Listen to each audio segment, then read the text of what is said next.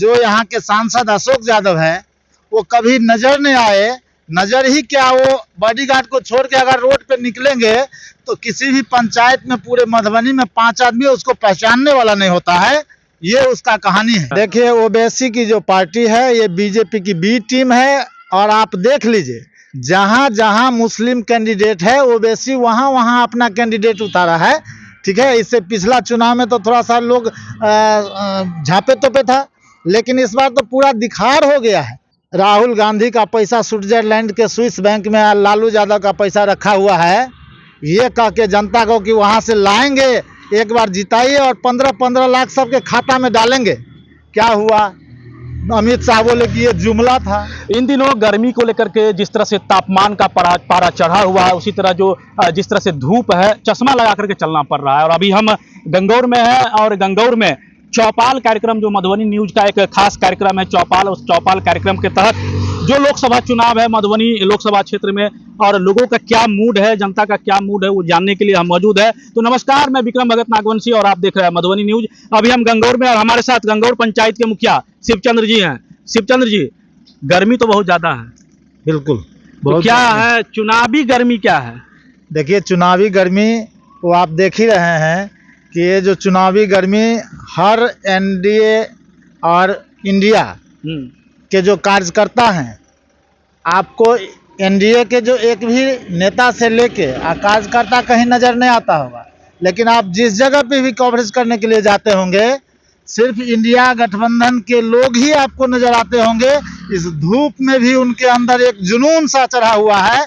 और ये जो है झूठी सरकार, मक्कारी सरकार, अहंकारी सरकार, जो यहाँ के सांसद अशोक यादव है वो कभी नजर नहीं आए। नजर ही क्या, वो बॉडीगार्ड को छोड़ के अगर रोड पे निकलेंगे तो किसी भी पंचायत में पूरे मधुबनी में 5 आदमी उसको पहचानने वाला नहीं होता है। ये उसका कहानी है। और अभी का जो समय है, जो आरजेडी के जो हमारे जानदार शानदार कैंडिडेट हैं फातमी साहब, उनके पक्ष में सारा मधुबनी एकदम बदलाव चाह रही है। और निश्चित रूप से आने वाले 20 तारीख को एक एक वोट देके इंडिया गठबंधन के जितने भी लोग हैं 1 नंबर पे लालटेन छापे बटन दबा के और बहुत भारी मतों से इस बार फातमी साहब को जिताने जा रहे हैं। फातमी साहब को जिताने जा रहे हैं। लेकिन इस बीच ओवैसी की जो पार्टी है, मुस्लिम कैंडिडेट भी है यहाँ, तो क्या आपको नहीं लग रहा है कि नुकसान होगा? देखिए, ओवैसी की जो पार्टी है ये बीजेपी की बी टीम है। और आप देख लीजिए, जहाँ जहाँ मुस्लिम कैंडिडेट है ओवैसी वहाँ वहाँ अपना कैंडिडेट उतारा है। ठीक है, इससे पिछला चुनाव में तो थोड़ा सा लोग झापे तोपे था, लेकिन इस बार तो पूरा दिखार हो गया है कि ये बीजेपी को जिताने के लिए ओवैसी अपना कैंडिडेट उतार रहे हैं। खासकर जहाँ जहाँ मुस्लिम कैंडिडेट हैं वहीं पे उतार रहे हैं। तो उसको एक एक जनता इतना समझदार है कि उसके चाल को समझ चुकी है और उसके झांसा में नहीं आने वाला। झांसा में नहीं आने वाला? बिल्कुल नहीं। क्या लग रहा है कि इस बार हो जाएगा तख्ता पलट? इस बार तख्ता पलट इस मधुबनी में ही नहीं, पूरे देश में तख्ता पलट होने जा रहा है। चूंकि पूरे देश में आप नोट कर लीजिए, 4 तारीख के बाद पुनः आप इस विजुअल जो ले रहे हैं आप उसको रखे रहिएगा। अच्छा। 220 से लेके 250 के अंदर में बीजेपी सिमट जाएगी।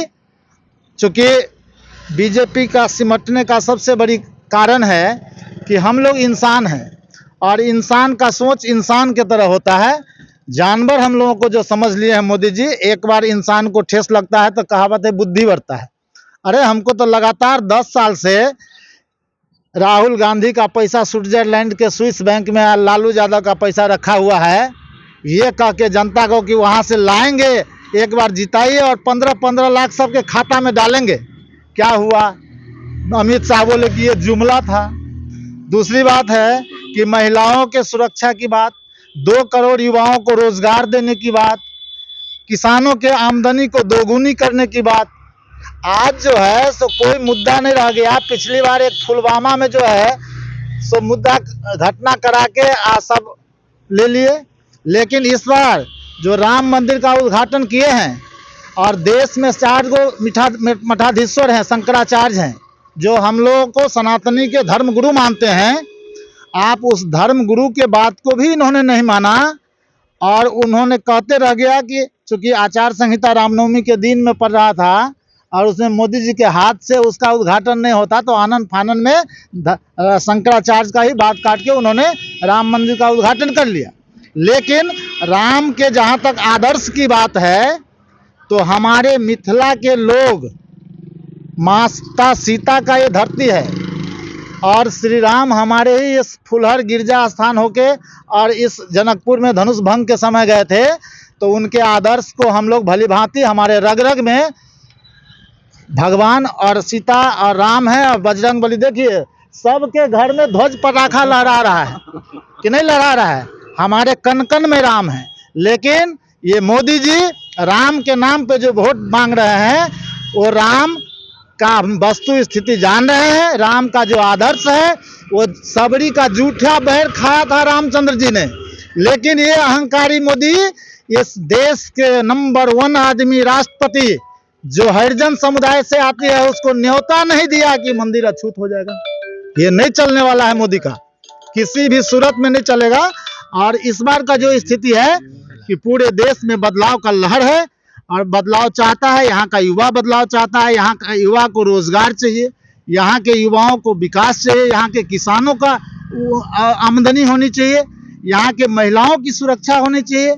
इस देश का जो मूलभूत समस्या है उसको झांपने के लिए, आम आवाम को उस मुद्दा से भटकाने के लिए ये जो है सो तरह तरह का धर्म के नाम पे, जाति के नाम पे उन्माद फैला के और वोट लेना चाहता है। तो मोदी जी का वो चाल अब खत्म हो चुका है।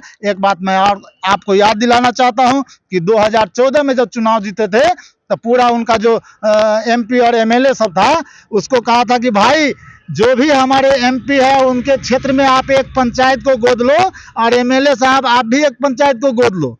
2014 में कहे थे। आप देख लीजिए, मीडिया कवरेज जाके कर लीजिएगा कि उस पंचायत वो आज साला 10 साल हो गया वो गोद से नहीं निकला है और उस पंचायत में गोद लिए हुए पंचायत में वो चापाकल तक नहीं कराया है। विकास की तो बात ही छोड़ दीजिए। और उस पंचायत का जो माली स्थिति है और सांसद से लेकर विधायक तक आज 5 साल हो जाता है तो एक दिन वोट मांगने के लिए आते हैं और वोट लेके चले गए तो किसी भी जनता को पूछ लीजिएगा एक दिन नजर तक नहीं आया। और विकास की तो बातें छोड़ दीजिए, विकास की तो बातें छोड़ दीजिए। बताइए समीम जी, क्या होने वाला है इस बार? इस बार इंडिया की सरकार बन रही है केंद्र में। आप कैसे कह सकते हैं कि सरकार बन रही है? जनता का जो मतलब हमारे यहाँ मधुबनी में जो जनता का पोजीशन है अशोक यादव के विरोध में, उस हिसाब से यहाँ भरपूर इंडिया को समर्थन मिल रहा है। भरपूर इंडिया को समर्थन मिल रहा है। क्या कहेंगे, क्या स्थिति होने वाला है इस बार? मुखिया जी जो कहें 100% बस सही बात बोल रहे हैं। कम से कम इस मरतबा मधुबनी लोकसभा से अली अशरफ फातमी साहब को भरपूर समर्थन मिल रहा है जनता का। अच्छा, क्या कैसा रहा अशोक यादव का कार्यकाल? सांसद को कभी देखे हैं आप लोग? सांसद को तो हम लोग पहचान भी नहीं करते हैं, सांसद कौन है। अच्छा, रह गया वोट का बात, तो मोदी जी बोल रहे हैं कि वंशवाद, क्या मधुबनी में वंशवाद नहीं हो रहा है?